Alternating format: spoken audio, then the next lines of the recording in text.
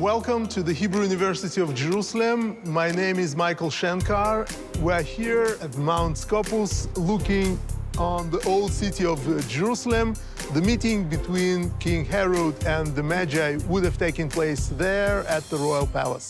My research, part of my research, focuses on ancient Iran, on pre-Islamic Iran, on the Achaemenid, Parthian and Sasanian empires. During the 1st century BCE and the 1st century CE, the world here in the Middle East is basically bipolar world of the two empires. We're talking about the two great empires, the Roman state to the west and the Parthian Empire in the east. The Greek original of the Gospel of Matthew uses the term Magi, which comes from Old Persian, the language of the Achaemenids. It basically originally designated the tribe of priests, of ritual specialists in Iran and in Persia.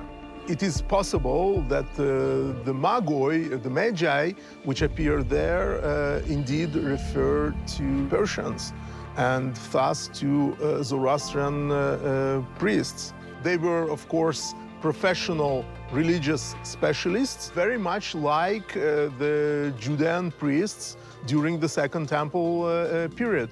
The Magi were also closely connected with astrology and foreseeing the future. And of course, Babylonia, which was an important center of the Parthian Empire, was perceived by the Greeks and other people as the center of astrological science. Star was a very important symbol connected to royalty.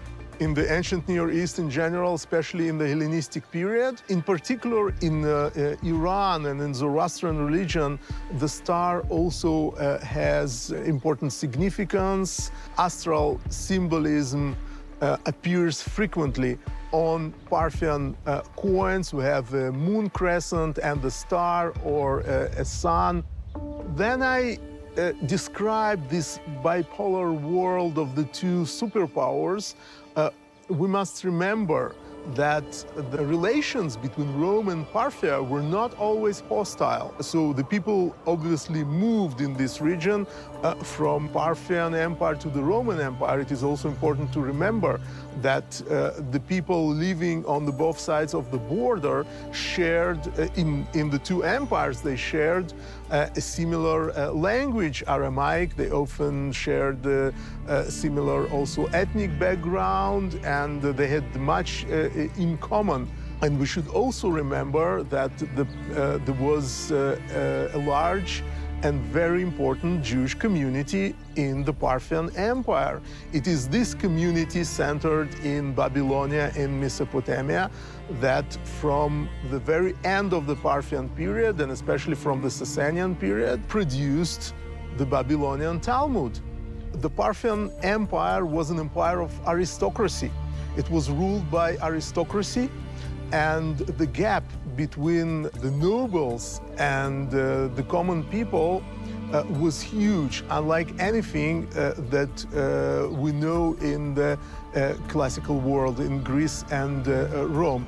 The Jews and the Parthians were close allies because they had a common enemy, the Romans. The case of Herod would be absolutely impossible in the Parthian Empire. As someone rising from relatively humble origin and becoming a ruler, it could only be possible within the framework of the Roman culture, and this is something that perhaps also contributed to his initial connections with Rome, while Matitiago Antigonus went to the Parthians, and he had behind him his lineage, his royal origin, and this is also why Herod was always accused of being low-born.